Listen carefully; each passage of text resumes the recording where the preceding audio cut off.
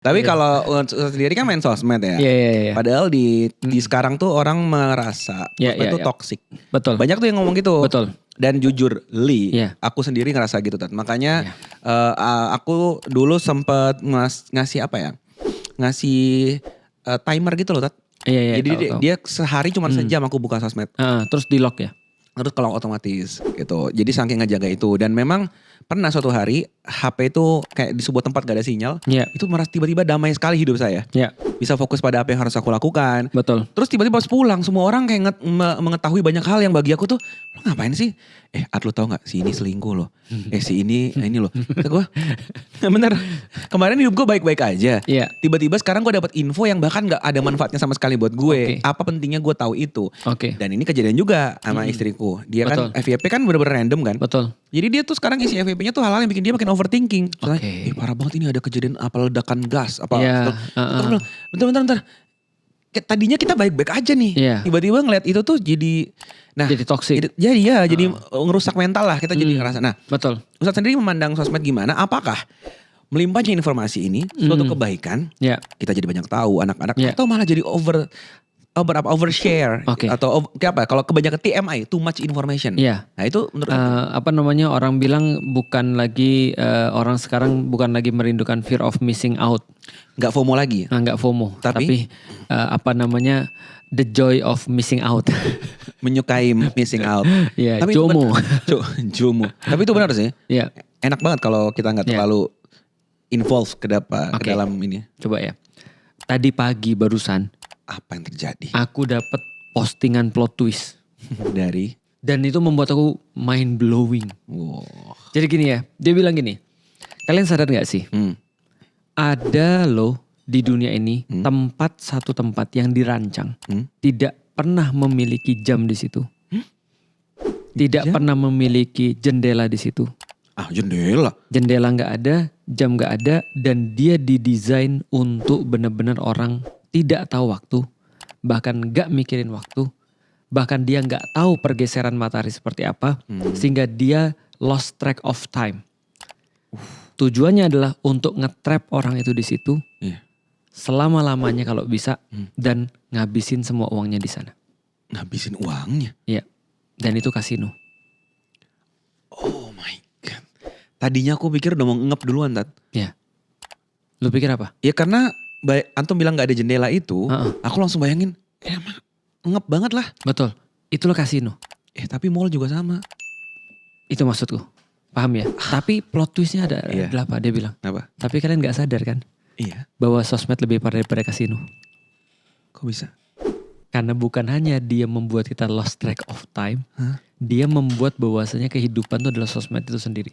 Aku jadi merinding sih. Oh iyalah. Plot twist banget. Pikirku gini, ketika dia ngomongin ada suatu tempat. Tidak ada jam, tidak ada jendela. Kalian dibuat untuk nge-trap. Iya bayanganku tuh tempat rahasia yang apa gitu. Aku langsung tahu itu kasino bro. Kalau aku gak. Cuma masalahnya ketika dia bilang itu sosmed, aku bilang gila iya juga ya. Iya sih. Dan aku jadi ngeri sih terus terang. Tapi oke. Sebelum ngeri, sebenarnya aku punya jawaban. Jadi gini. Sebenarnya kalau kita lihat di dalam hidup manusia ya. Manusia itu senantiasa akan selalu punya distract. Baik itu adalah kasino ketika belum ada sosmed. Baik itu adalah mall sebelum ketika kita nggak bicara tentang kasino pun kita bicara mall dong. Tetap mall aja seperti itu kan ya. Nggak ada jendela. Nggak ada jendela. Orang nggak bisa lihat ini sudah malam dan segala macam. Sehingga dia lost track of time aja. Udah dia akhirnya dipaksa untuk dalam tanda kutip berlama-lama yang ada di situ. Artinya itu adalah sebuah distract. Tapi pertama aku pengen kasih tahu pada orang-orang yang merasa bahwa hidupnya terdistraksi. Termasuk kepada misalnya mall. Atau termasuk pada marketplace. Atau termasuk pada sosial media atau apapun. Selamat kalau Anda benar-benar terdistraksi. Kenapa? Itu artinya Anda punya tujuan. Selamat. Setidaknya itu dulu yang kamu kasih tahu tuh. Oh iya benar, ini harus dilurusin dulu. Betul. Nggak ada kata terdistraksi untuk orang yang nggak punya tujuan. Betul. Yang aku ucapkan kalian apes banget adalah kalian merasa bahwa kalian terdistraksi padahal kalian nggak punya tujuan. Paham gak sih maksudnya? Lu terdistraksi apa? Emang lu mau kemana? Lu mau kemana? Itu kayak orang nyasar gak sih? Lah ya makanya. Aduh aku nyasar. Mau kemana emang Bu? Sini saya anterin. Nah, gak tahu. Lu bukan nyasar. Lu bingung. Seumur hidup lu tuh nyasar.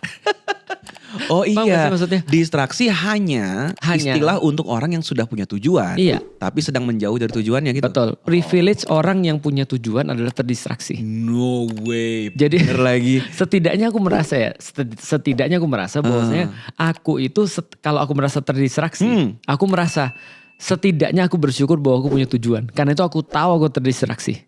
Aku mau kemana, cuman lagi malas aja. Benar. Lagi Futur dan futur, segala macamnya. Maka kita terdistraksi kan ya. Iya. Nah artinya yang apes adalah orang-orang yang merasa bahwasanya sosmed ini kayaknya sekarang toksik deh.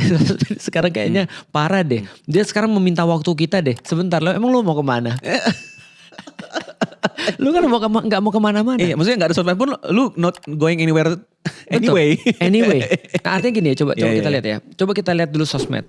Ini bukan hanya sosmed ya. Iya. Artinya ini bisa terjadi pada setiap hidup lu sebenarnya. Kalau soal yang namanya sesuatu yang memakan waktu, sesuatu yang memakan hiburan segala macam. Karena setiap hiburan itu didesain untuk orang manteng. Didesain untuk orang fokus. Didesain untuk orang lost track of time. Berarti di titik itu hiburan gak salah dong. Gak salah. Kan dia memang didesain untuk itu. Benar. Karena kalau tidak untuk itu, maka itu bukan hiburan. Iya dong. Pertanyaannya, apakah hiburan itu pasti dosa? Jawabannya tidak, karena Al-Quran adalah hiburan. Oh, dulu tuh pernah bilang apa tuh soal itu ya? Kita berani terus kemudian kita berani mendebat Allah bahwa Allah bilang terus kemudian Al-Quran adalah hiburan. Lah ya kan, artinya kan coba kita lihat Al-Quran. Coba kita lihat pada Rasulullah. Rasulullah Shallallahu Alaihi Wasallam itu kalau lagi gabut ya. Walaupun Rasul nggak pernah gabut ya. Ya gabut itu istilah kita lah ya. Ya istilah kita gabut ya. Tapi kalau Rasul suatu waktu lagi perlu hiburan, dia bilang apa? Bacain aku Al-Quran. Oh. Jadi kita nggak bisa debate dong bahwa Al-Quran itu selain daripada petunjuk juga sebagai sebuah hiburan. Iya. Karena kalau misalnya Al-Quran diandaikan di dalam Al-Quran sendiri sebagai sebuyang bintang gitu kan ya. Maka Allah katakan bintang tuh fungsinya ada banyak. Oh. Setidaknya 3 di dalam Al-Quran. 2 yang benar-benar penting, 1 tambahan lah. Yang 1 tambahan itu adalah untuk ngelemparin jin. Oh tahu. Nah, bintang rujuma li syayatin untuk melemparan jin. Tapi yang pertama apa? Menjadi petunjuk. Bintang itu adalah petunjuk. Kalau orang lost track of bintang, stars, maka dia akan kehilangan petunjuk. Makanya orang-orang bilang, kalaupun kamu nggak bisa ngafalin semua bintang, kamu harus tahu bintang yang nggak bergerak, namanya Polaris. Oh. Bintang utara. Sebagai arah gitu ya. Iya, jadi kalau bintang kan muter tuh, Iya. ada pergerakan bintang kan ya, karena kan bumi kan muter tuh, Iya. jadi bintang kan kelihatan muter walaupun mereka tetap kan. Iya. Nah, ada satu yang nggak bergerak, itu adalah bintang utara itu, karena dia bersesuaian dengan kutub utara bumi. Oh. Maka ketika kita tahu bintang utara, kita tahu jalan. Kita nggak tersesat ketika di padang pasir. Tapi yang kedua, bintang juga kemudian di dalam Al-Quran adalah sebagai sebuah zina, sebagai sebuah hiasan. Gitu kan Allah sampaikan. Berarti kalau Al-Quran seperti bintang, Al-Quran adalah sebuah entertain, adalah sebuah hiburan. Dan kita nggak bisa menafikan itu. Yeah. Artinya memang entertainment itu adalah untuk membuat orang supaya fokus, gitu kan ya. Oke. Nah, Biar artinya, bisa fokus lagi gitu ya. biar bisa fokus. Artinya tidak ada yang salah dengan entertainment. Nah, yang perlu kita katakan adalah seumur hidup manusia akan ada banyak entertainment yang bisa mengambil waktumu. Ada banyak entertainment yang bisa kemudian untuk membuat kita lost segala macamnya. Tapi permasalahannya bukan entertainment, tapi tujuanmu apa? Ini udah berapa kali kita bahas loh. Iya. Tapi kita sekali ini bahas adalah orang yang punya tujuan itu bisa terdistract. Tapi orang yang nggak punya tujuan, hidupnya sendiri adalah distraction. Hidupnya aja. Itu lucu sih. Orang nyasar, Nggak, itu- tapi ngeluh. Tapi itu masalah sih, Tat. Karena itu bahkan saat orang mau bantu juga orang bingung. Bener. Itu kayak aku minta bantuan dong. Bener. Mau kemana tadi? Ya dia Bener. juga nggak tahu mau kemana. Artinya sebelum lu yapping atau sebelum lu terus kemudian ngomel soal media sosial, lu harus tahu dulu tujuan hidup lu apa. Iya. Karena kalau misalnya lu tidak tahu tentang tujuan hidup lu, mohon maaf lu nggak punya privilege untuk ngomongin medsos. Iya. Itu ngaruh juga ke pas ngomongin algoritma, Ustaz. Iya. Kan orang nyalahin sekarang algoritma nih Iya. kasih kita segala macam. Bener. Ya kan memang tadi seperti Ustaz bilang, mereka didesain untuk Iya. orang berlama-lama. Berlama-lama. Artinya yang megang kendali itu kitanya harusnya Betul. kan. Karena kita punya tujuan. Betul. Jadi kayak misalkan kenapa sih yang tampil misalkan sesuatu yang nggak penting? Iya. Sebenarnya simple, Iya. tinggal di swipe, di mute, di block, Betul. di not interested. Banyak opsi yang sudah Betul. disediakan. Cuman kita memilih terdistraksi kan gitu ya. Memilih terdistraksi. Sehingga datang lagi algoritma yang sama. Betul. Jadi berarti Ustadz mau bilang poinnya hiburannya itu satu hal yang lain. Betul. Dia nggak salah karena sebagai seorang pebisnis ibaratnya kan Iya. dia maunya barangnya laku dong. Betul. Yang salah yang beli dong. Benar. Ya, kenapa kalau lu nggak butuh kenapa lu beli? Nah, artinya adalah bagi orang-orang yang nggak punya tujuan itu hampir nggak ada sesuatu yang bisa kita lakukan pada mereka. Makanya salah satu terus kemudian kesyukuranku pada Islam adalah ketika aku dikasih purpose of life.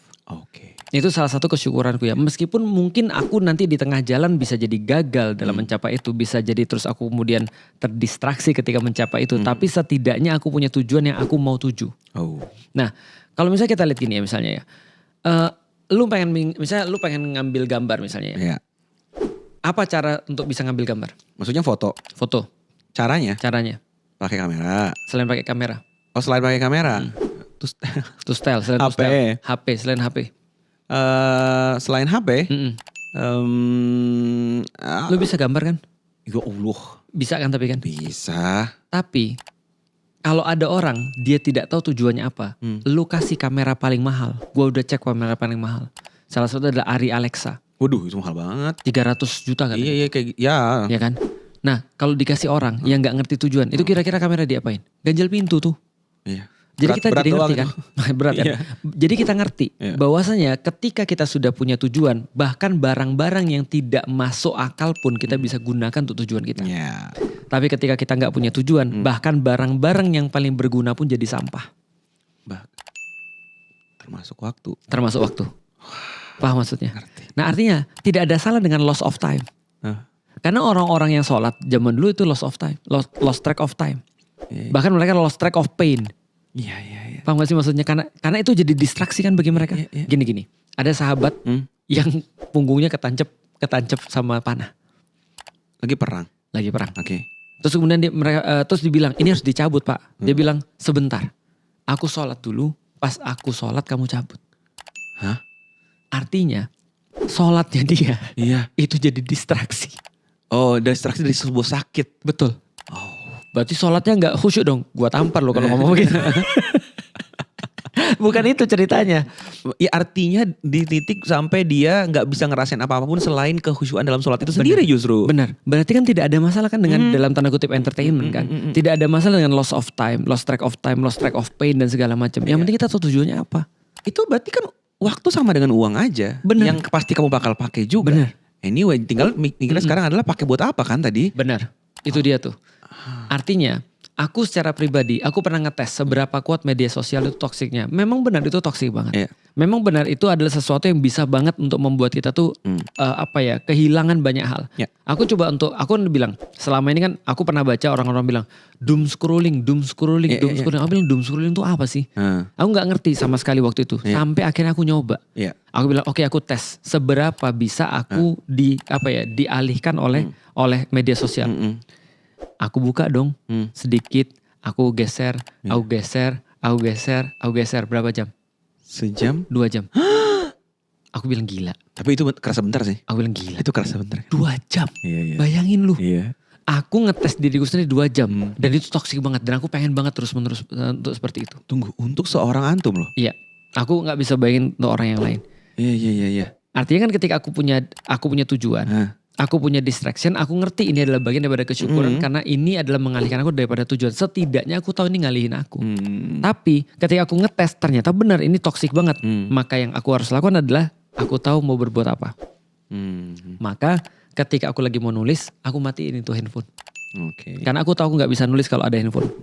Aku tahu aku gak akan bisa nulis kalau ada notifikasi. Kadang-kadang aku matiin internet.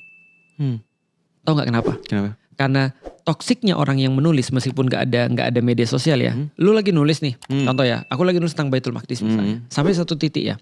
Salahuddin Al-Ayyubi membebaskan Baitul Maqdis. Lalu berkata, maka aku bukanlah yang membebaskan Baitul Maqdis. Tapi yang membebaskan Baitul Maqdis adalah tintanya Qadi.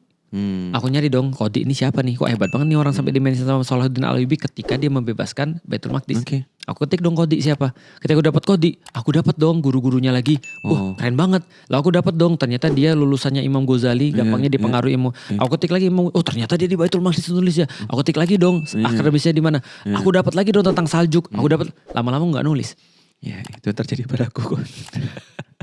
Karena Iya. karena kebahagiaan kita untuk ngumpulin informasi itu Karena itu menyenangkan. menyenangkan. Tapi itu distraksi bukan? Lost in details gitu gak sih istilahnya? Itu maksudnya. Oh. Itu kan distraksi. Iya. Padahal tujuanku nulis. Padahal harusnya aku bisa dengan apa yang aku punya. Maka ketika aku sudah tahu masalah begitu, aku tahu dong tujuannya apa. Maka setelah aku baca semua, aku matiin, aku tulis apa yang ada di kepalaku. Oh, iya. Kalau nggak selesai. Masalahnya kan maunya selesai. Nah. Nah setelah selesai, aku mau nambahin detail kayak apapun terserah. Bisa abis itu. Betul. Iya, Paham kan? paham. Artinya pertama, bersyukurlah kalau Anda memang itu distraksi. Ya. Yang kedua, kalau Anda tidak tahu tujuan, Anda apes. Iya. Aku kemarin nyoba Ustadz, ya, ngasih waktu itu Ya. di handphone aku. Ya. Nah, karena tahu tujuan tadi, Mm-mm. ternyata itu memang memudahkan banget hidup. Ya. Pertama, aku hanya tahu apa yang perlu aku tahu. Ya. Jadi momen ketika ada sebuah berita, 3 detik pertama kata orang hook ya. Ya. 3 detik pertama tuh hook, reels tuh. Nah Ya. itu hooknya sendiri sudah bukan yang aku cari. Aku Langsung akan skip. Bisa jadi menarik loh. Tapi aku skip. Bahkan kalau perlu dia muncul terus, Ya. aku masukin ke kayak blacklist lah gitu ya. Nah itu ternyata cukup membantu. Cuman memang ada efek sampingnya. Ya. Tidak terlalu bisa ngobrol sama orang di Betul. sekitar karena lo tahu nggak si ini yang kemarin selingkuh sama ini, Betul. update-nya udah segini loh. Baru mau ngomong. Nah terus aku bilang, aku sampai bilang coba jelasin ke aku, Iya. pentingnya kita tahu itu. Betul. Apa dampak terminim satu, Iya.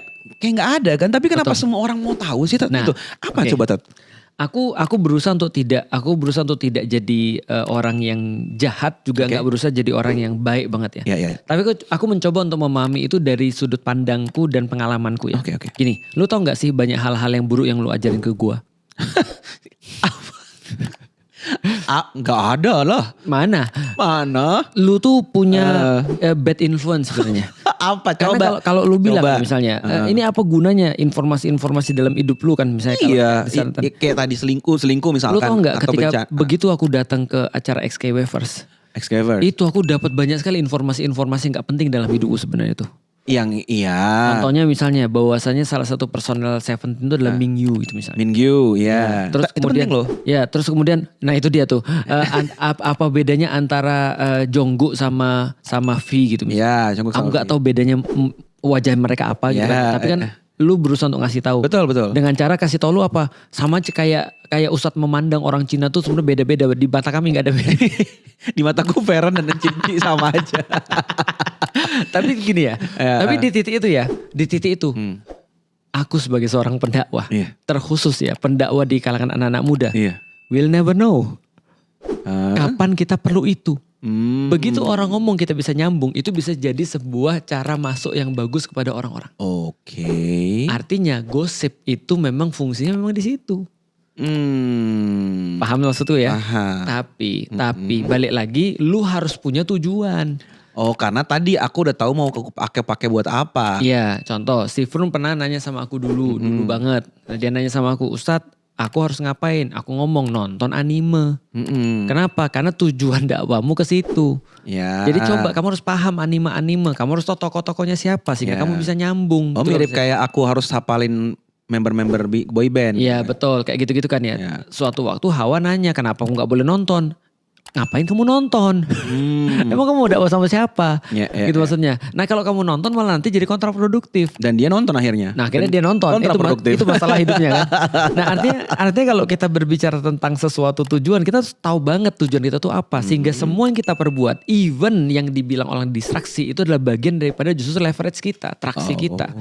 Nah ini menjadi penting banget. Artinya aku hanya perlu tahu sedikit aja daripada urusan Korea. Iya. Aku gak perlu tahu dong Gen 2 sama Gen 3 batasnya apa. Iya. Aku cuma perlu tahu ada Gen 2, ada Gen 3, Itu ada udah Gen cukup seterusnya. banget tuh untuk. Udah cukup banget. Iya. Aku cuma perlu tahu dong setiap boyband ada fandomnya. Ya, dan antum bisa mention namanya. Wow. Itu mungkin sunnah lah ya. Iya, maksudnya itu seru banget kan. Antum pernah kan di panggung Betul, mention langsung dibahas di grup-grup mereka. betul. Terus kemudian yang aku perlu tahu dong adalah bahwasanya setiap orang punya biasnya kan gitu kan. Iya, iya, Aku nggak perlu dong ngafalin bias orang yang paling banyak siapa. Iya, iya. Nah karena itu cukup bagi aku. Tapi itu nggak cukup bagi lu. Iya, betul. Paham maksudnya? Betul. Karena kalau lu misalnya mengklaim bahwasanya lu membuat SKW First, orang Iya. akan tanya dong, lu udah nonton berapa banyak? Iya. Emang lu paham banget tentang drama? Iya. Lah kalau aku bilang ya Antum mah sampai kiamat tetap aja Song Hye Kyo doang. Iya, kenapa aku gak bisa tahu selain itu ya? Iya, karena antum gak perlu tahu. Iya, Iya. nah itu maksudku. Oh. Nah, artinya orang itu akan lebih mudah hidupnya dalam menilai sesuatu ketika dia benar-benar paham untuk apa semua itu dia lakukan. Termasuk sosial media. Artinya kalau misalnya aku lihat sampai sekarang ya, kalau aku mau ngikutin ya, kalau aku mau ngikutin hatiku sendiri ya, aku mau berhenti dari sosial media, serius. Itu benar sih. Serius. Benar sih, Tat. Tau gak kenapa? Kenapa? Secara umur aku sudah gak masuk. Itu ya. Iya kan? Itu capek juga sih. Iya capek. Kecuali di adminin, tapi kan antum gak pakai admin. Gak pakai admin. Dan aku bingung bagaimana caranya 3 kali sehari untuk posting kayak dulu. Itu hampir gak mungkin aku tuh. Padahal dulu aku 3 sampai 5 kali sehari loh posting loh. Twitter. Yeah. Pas Instagram juga 3 kali sehari aku posting. Postingnya tuh ketika lagi rame-rame sebelum pergi kerja, pas makan Tapi siang. semua berbasis dan tulisan kan waktu itu? Enggak, gambar. Oh iya. Coba bayangin, effortnya kan luar biasa banget kan. Iya. Nah, tapi kalau misalnya kita lihat, kenapa terus kemudian aku pengen banget, pertama secara umur, yang kedua adalah aku nggak relate. Aku nggak relate dan sulit banget walaupun aku udah mencoba untuk relate tapi sulit banget. Walaupun sekarang aku tetap mencoba untuk relate kan gitu kan ya. Tapi dalam kepalaku adalah kalau aku berhenti ini, ada nggak yang bisa aku lakukan yang jauh lebih baik ketimbang aku di sosial media? Dalam hal dakwah. Dakwah seperti segmentasi yang aku pilih. Oh. Jawabannya adalah belum dapat. Kalau sudah dapat mungkin aku udah keluar daripada sosial media. Artinya ketika aku keluar daripada sosial media, better be aku punya tanggung jawab yang aku jawab kepada Allah. Lagi-lagi tujuan ya. Tujuan. Allah bilang, kenapa kamu keluar? Gak boleh dong, aku males. Allah terus kemudian bilang, males. Tapi itu toxic gitu. Gue juga males. Iya makanya. Tapi itu toxic, justru itu lalu ada di situ. Oh. Iya kan ya. Artinya kan balik lagi nih, kalau kita menganggap bahwa kehidupan kita punya satu tujuan, kita ya harus basic di situ, harus kembalikan lagi ke situ. Kalau aku tujuanku adalah dakwah, balik lagi. Kalau ini adalah sesuatu yang kamu memang lakukan yang terbaik dan belum ada penggantinya, harusnya kamu tetap di situ sampai kamu dapat penggantinya. Iya. Kan gitu kan ya. Nah, kalau aku sudah dapat penggantinya, misal ya, atas izin Allah misalnya, aku nggak usah posting di sosial media, tapi aku dipercaya sama misalnya orang yang punya followers misalnya 400 juta misalnya, kayak Cristiano Ronaldo misalnya. Oh ya. Cristiano Ronaldo datang ke aku, Ustaz tahu postingnya kayak apa ya? Aku berhenti main sosial Antum media. jadi guru spiritual Cristiano Ronaldo. Guru logika. Atau apalah. Iya, Yang jelas aku gak usah posting, aku lebih baik mikirin apa yang perlu dia posting. Oh. Atau mikirin apa yang harusnya kemudian menjadi programnya dia dalam postingan dia. Paham gak sih maksudnya? Iya, yang penting kan berarti kan di situ dakwahnya dapat kan? Bukan pengaruhnya. Bukan hanya dapat, upgrade dong. Iya sih. Artinya ngapain lu ganti sesuatu kalau lu gak upgrade? Karena semuanya adalah bagian daripada distraksi sebenarnya. Tunggu, sebaliknya. Kalau gak ada tujuan. Sebaliknya, ada juga yang tapi harus diupload di tempatku misalkan nih. Iya. Itu sering tuh kayak kajian tuh. Iya. Tapi Why? iya kan kayak ini ada ustadz di sini, diundang ke sini. Betul. Gabung aja semua kumpul di sini. Tapi harus di masjidku. Oke. Di situ kan titik itu kita nganggap berarti tadi kalau antum malah mikir nggak apa-apa nggak di tempatku, nggak apa-apa nggak di masjid aku. Tapi kalau di situ impactnya besar, bahkan nggak apa-apa aku nggak kelihatan. Benar. Tapi upgrade di tujuan aku tadi ya. Bukannya lebih enak hidupku? Iya, itu mirip kayak uang tadi kemarin gak sih gitu Mas? Iya benar. Iya kan? Bukannya itu tujuan hidupku. Bersantai-santai sementara aku dapat pahala. Itu yang terjadi kenapa antum beli mikrofon dan lain-lain kan? Betul. Supaya kita terus kemudian bisa untuk mendapat tujuan kita kan. Susahnya adalah sekarang tuh aku belum bisa, ya kalau di dalam bisnis aku belum bisa passive income itu. Atau kalau misalnya aku bisa pun passive income, aku merasa bahwa ketika aku kerja income-ku lebih banyak gitu maksudnya. Maksudnya income di sini ganti aja dengan pahala dakwah ya. Iya, artinya pasif pahala gitu. Iya, artinya di satu titik misalnya kita di ngaji misalnya. Iya. Di satu titik lagi aku ada di escape. Di satu titik lagi kadang-kadang aku harus terus kemudian ngobrol dengan orang-orang yang misalnya punya permasalahan-permasalahan tertentu yang influence-nya besar. Dan tentu saja aku mau dong untuk bantu mereka. Selama semua itu dampaknya lebih besar daripada aku kerja sendiri.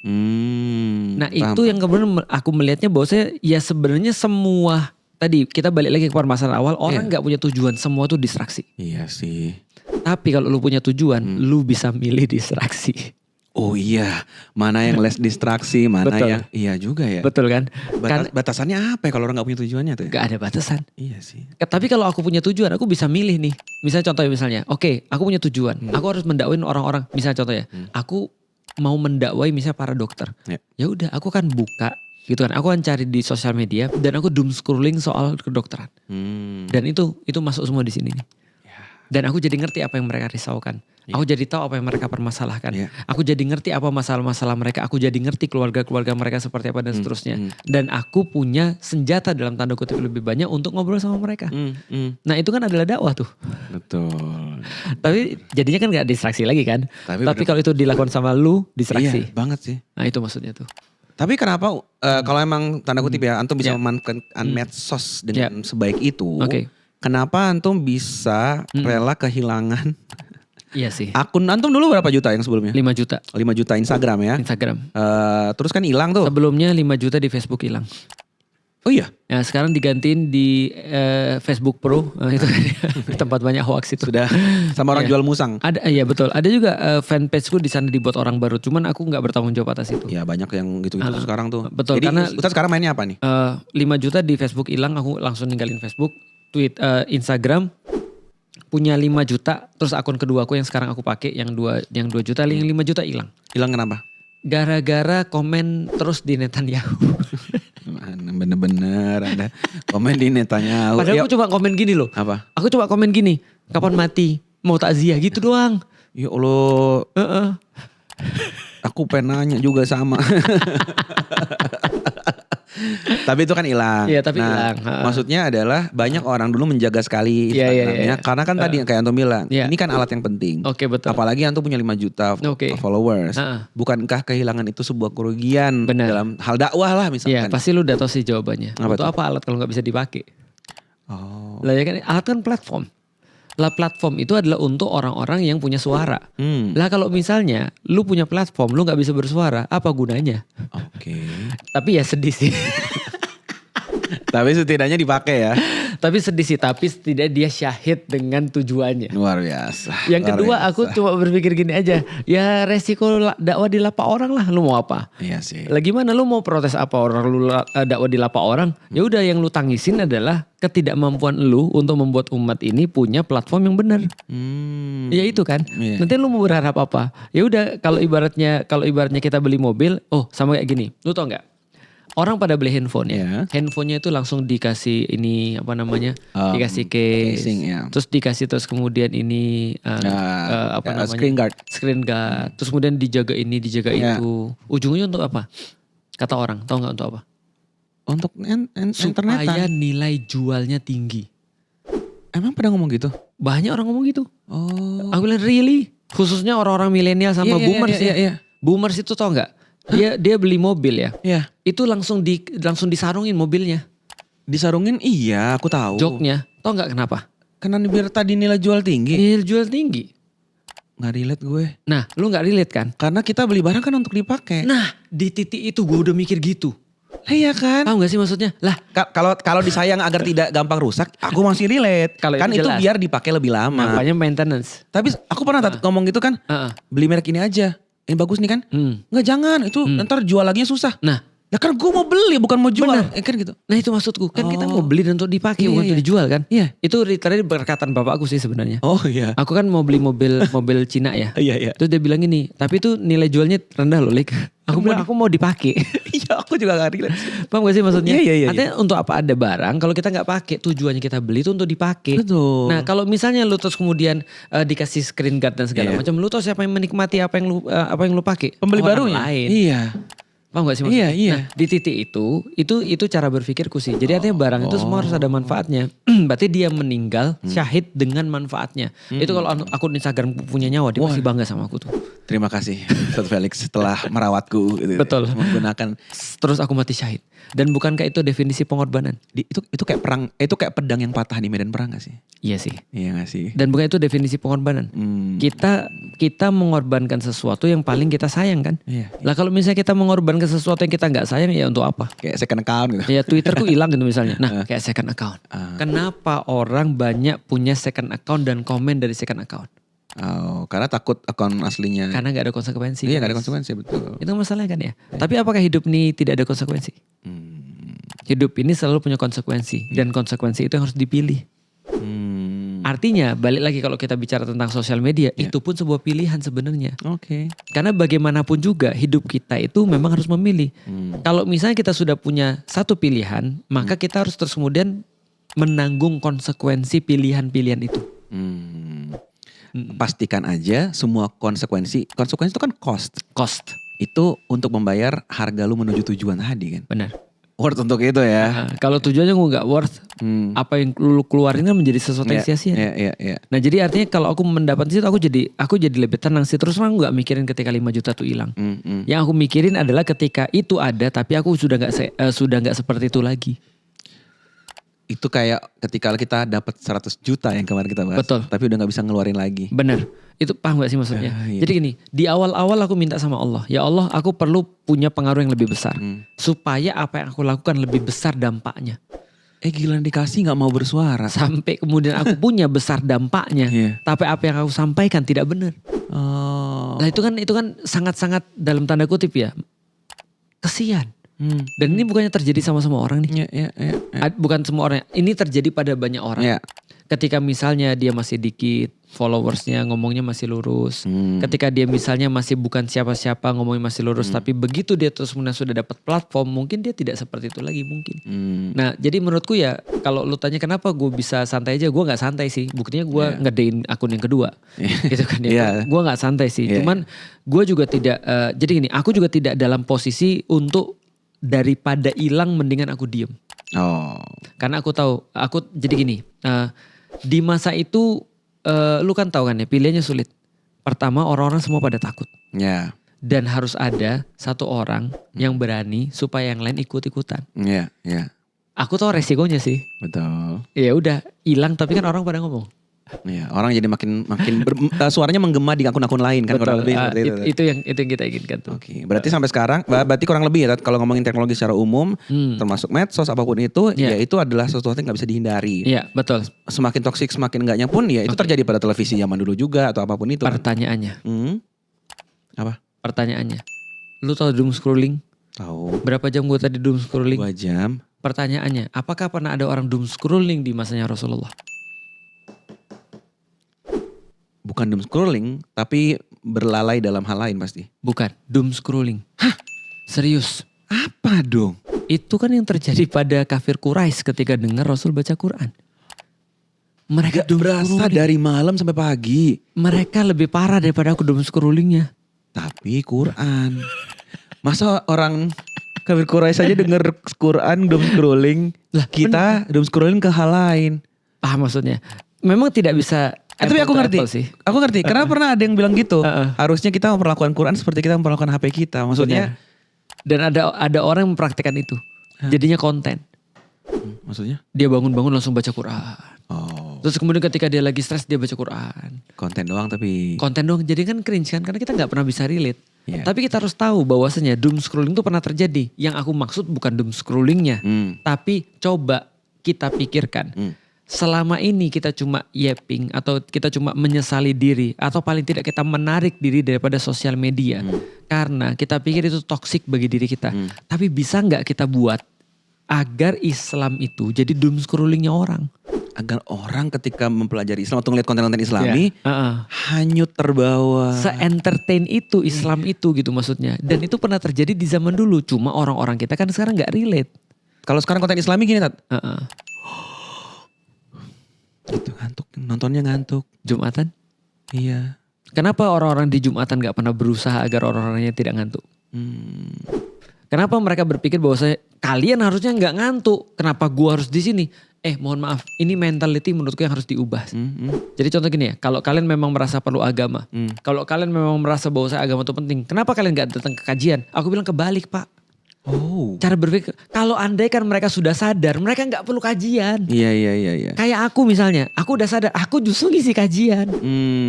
Tapi kalau kamu merasa bahwasanya ada orang misalnya dalam keadaan yang tidak ideal, justru itu tugas kita. Jangan nyalain orang. Kalau kita ngerasa agama segitu penting, betul. Harusnya kita mengemasnya dengan sebaik mungkin. Iya kan ya, dengan entertainment mungkin agar orang menikmatinya sama kayak menikmati TikTok tadi dan seterusnya ya. Itu ya salah satu aku pelajari dari ilmu lu yang tidak berguna itu sih. Apalah aku lagi budaya pop. K-pop, pop culture. Pop culture. Betul. Kan lu pernah bilang kan bahwasanya kayak pop culture itu adalah sebenarnya culture yang dalam tanda kutip low culture. Betul, itu penelitiannya. Jadi low culture yang dikemas, di-upgrade. Betul. Supaya punya value lebih. Betul. Nah pertanyaannya sebaliknya, ada gak yang high culture yang dikemas jadi pop? Itu pernah terjadi di zamannya Wali Songo kan? Iya. Wali Songo itu dalam tanda kutip mengubah wayang yang itu adalah high culture menjadi pop culture. Agar mudah dicerna. Oh. Dan orang-orang akhirnya dwellingnya di situ dalam tanda kutip doom scrolling di situ. Iya, tiap malam tuh kan kalau nonton wayang tuh kan sampai pagi. Dan gak hanya malam nonton wayang bro, diceritain sama orang besoknya. Oh. Tahu nggak semalam tuh kayak gini? Dakwah dia akhirnya kan? Betul. Oh my god, kayak kita lihat film keren terus kita dakwain kan? Betul. Oh iya. Bisa nggak sih kita jadi pembicaraan orang-orang di media sosial? Oh my god. Karena bagaimanapun juga, walaupun andai kan kita sudah sadar banget bahwa media sosial itu toksik. Kalau lu keluar dari sana sendirian, lu lihat tuh berapa banyak orang-orang yang masih main sosial media. Terus mereka mau dikemanain? Iya. Dan mereka adalah umatnya Rasul. Dan lu akan ditanya tentang mereka. Kenapa lu keluar? Karena ini toksik banget bagi aku gak bisa mengontrol ini. Tapi itu di sana banyak banget lu apa itu di sana? Ya itu kan terserah dia juga, salah dia sendiri, dia nggak mau sadar. Bukan, itu salah lu. Kenapa lu sadar tapi gak ngajak? Kenapa lu sadar? Gak ngajak-ngajak tapi gak mau menyadarkan. Atau sekalian aja lu buat sesuatu di situ. Ah. Nah itu yang membuat aku tetap belum bisa keluar dari sosial media. Setidaknya untuk saat ini ya. Ya. Kecuali kalau semua udah pinter, lalu terus kemudian mereka semua keluar daripada sosial media. Contoh kayak gini deh. Oke, kita coba tingkatin pembahasan kita. Amerika. Ya. Lu tau gak Amerika sekarang lagi rame-rame orang keluar daripada sosial media. Oh lagi ada campaign itu ya? Campaign, Ya. keluar daripada sosial media. Kenapa? Karena mereka merasa sosial media tidak membantu hidup mereka. Karena mereka merasa banget dulu ketika mereka follow orang di sosial media, mereka pengen tahu update daripada orang tersebut. Tapi sekarang update yang diberikan bukan pada orang-orang yang mereka follow. Karena sekarang, jadi gini, perbedaan antara TikTok sama yang lain. TikTok yang mulai duluan yang lain ikut nanti adalah TikTok bilang gini. Kalau orang di sosial media lain bilang gini. Aku tahu apa yang aku mau. Aku follow, kasih tahu aku tentang apa yang aku mau. Karena aku tahu apa yang aku mau. Aku follow kamu karena aku mau tahu kamu. Betul. TikTok bilang, enggak, lu enggak tahu apa yang lu tahu. Lu enggak tahu apa yang lu mau. Gua yang lebih tahu apa yang lu mau. Iya. Lu follow dia, enggak, lu enggak butuh dia. Betul. Gue yang tahu. And it works. Oh. Makanya terjadi doom scrolling kan. Iya. Karena ternyata manusia itu faking. Karena ternyata manusia itu ngomongnya beda dengan keinginannya. TikTok, Instagram sekarang, dia tahu kita dari apa yang tidak kita sampaikan. Karena itu lebih, terus kemudian engaging. Iya. Lebih kemudian membuat kita tuh jadi kayak lost. Iya. Sekarang aku mau tanya nih, bukankah dakwah juga sama? Dakwah tuh kan bukan tentang apa yang kita katakan kan? Iya. Tapi apa yang kita deliver pada orang. Iya. Gitu kan ya? Orang pikir Tiki cuma nganterin paket. Dia mengantarkan lebih. Orang yang nunggu-nunggu itu ngadepin apa? Seneng. Iya. Dia nganterin kebahagiaan. Dakwah juga sama. Artinya gini, coba lu bayangin ya. Sesuatu yang dihantarkan itu, ketika kita bicara dakwah, sebenarnya yang dihantarkan itu adalah kebahagiaan ke orang, solusi sebenarnya. Iya. Manfaatnya kan? Manfaatnya. Itu maksudku tuh. Karena ya tinggal kita sandingkan aja dengan dakwah gitu maksudnya. Jadi artinya orang dakwah harus berani juga bilang, mungkin lu pikir lu tahu apa yang lu mau. Oh my god. Tapi kayaknya aku lebih tahu deh apa yang kamu mau. Tapi aku di sini bukan aku. Iya. Allah. Iya. Karena kan manusia kan tadi faking. Iya. Paham gak sih maksudnya? Iya, paham. Gimana caranya kayak gitu tuh? Nah itu berarti memang kita harus mempelajari, tanda kutip ya. Betul. Ilmu-ilmu delivery tadi. Betul. Karena sehingga kita lebih tahu daripada apa yang mereka mau. Dan kita lebih tahu cara mendelivery kebaikan lebih daripada orang mendelivery keburukan. Contoh, aku tuh gak mau ikut kajian. Contoh, ada orang bilang, aku tuh gak mau ikut kajian. Kenapa? Berarti kan bukan yang dia omongin kan? Oh. Tapi kenapa dia mau ikut kajian? Aku ternyata dalam pengalamanku berdakwah, semua orang yang bilang aku gak mau ikut kajian, itu bukan gak mau ikut kajian. Aku gak suka sama ustadznya? Bukan. Gak suka cara ngomongnya? Dia pernah dijudge. Oh. Dia pernah nanya sama orang. Terus dia bilang, orang Yahudi itu dilaknat sama Allah gara-gara banyak bertanya. Buset dah. Maka dia bilang gue gak mau ikut kajian. Oh, dia dijudge kayak gitu. Dia bilang aku benci Tuhan. Aku gak suka sama Tuhan. Sampai segitunya. Ada orang yang bilang gitu sama aku. Ternyata dia bukan gak suka sama Tuhan. Cuma dia merasa ketika dia dalam keadaan sedih, Tuhan gak ada untuk dia. Atau setidaknya dia tidak menyadari ada keberadaan Tuhan di dia. Paham gak sih maksudnya? Jadi sebagai seorang pendakwah atau Islam itu sendiri sebenarnya adalah kamu tuh mungkin merasa kamu tuh tahu apa yang kamu mau. Tapi aku lebih tahu daripada apa yang kamu mau. Makanya kan kata Rasulullah Rasul bilang begini, tugas seorang pendakwah itu adalah menghalangi laron dari api. Karena laron tahu banget apa yang dia mau, panas, cahaya. Tapi api kan bisa ngebakar dia. Maka kita lebih tahu apa yang dia mau. Paham gak maksudnya? Tapi delivernya itu gimana caranya? Tunggu. Tapi ini yang tadi poinnya di situ berarti. Iya. Antum tadi bilang kan dalam tanda kutip bukan akunya, Betul. tapi Allah tahu apa yang kamu mau. Benar. Tapi seringkali pendakwah lebih ke Akunya. sehingga dia hanya menyampaikan apa yang dia mau, egonya muncul di situ Kalau dia benar-benar revert ke Allah dan Rasulullah, kita bisa lihat kok Rasulullah nggak akan mengambil pola-pola atau jawaban-jawaban seperti yang dia lakukan kan. Iya, gitu. seringkali kita sebagai seorang pendakwah mengutamakan kepuasan pribadi daripada kepuasan orang yang dengar. Itu maksud aku. Heeh. Kadang-kadang aku belajar kemarin waktu Ustadz di podcast lain kan aku diundang jadi bintang tamu di Escape lah.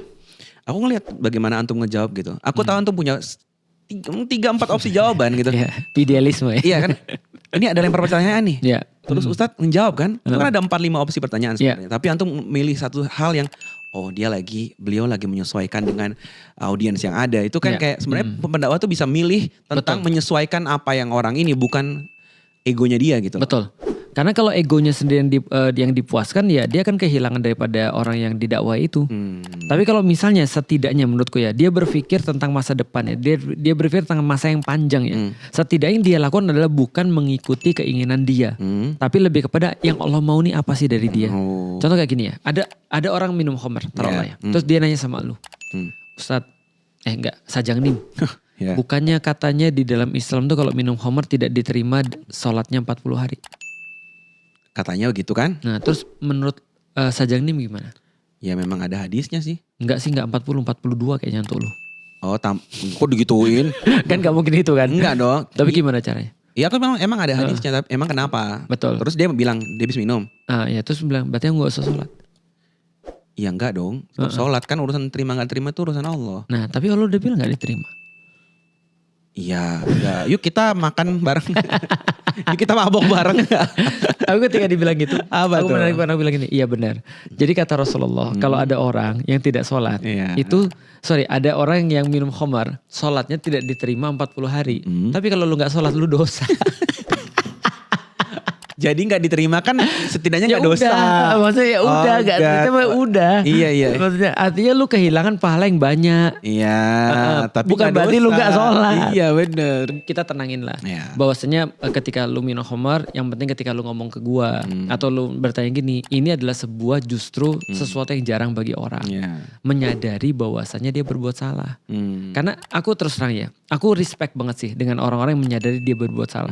Karena ketika ada orang menyadari dan mengakui dia berbuat salah, ingat baik-baik, tinggal tunggu waktu dia bertobat.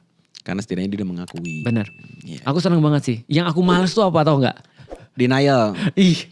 Males banget tuh serius. Enggak kok, ini kok. Karena ketika dia denial, Allah akan mengeraskan hatinya. Oh, yang khatamallahu ala qulubihim. Betul. Itu kalau dia denial tuh. Tapi kalau dia ngakuin, itu tinggal tunggu waktu. Yakin tinggal tunggu waktu. Tinggal tunggu waktu sebelum dia benar-benar bertaubat kepada Allah. Karena syarat untuk bertaubat setidaknya tahu bahwa dia salah kan? Benar. Itu yang pertama. Iya. Nah itu artinya yang harusnya diketahui oleh orang-orang pendakwah.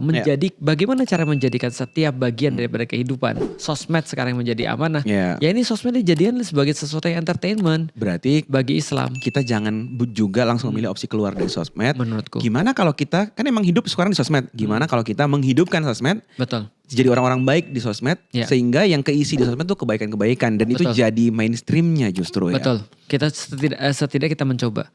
Kecuali memang kalau itu benar-benar membuat lu toksik dan lu gak bisa keluar. Ya gimana lu bisa nyadarin orang kalau lu sendiri toksik kan.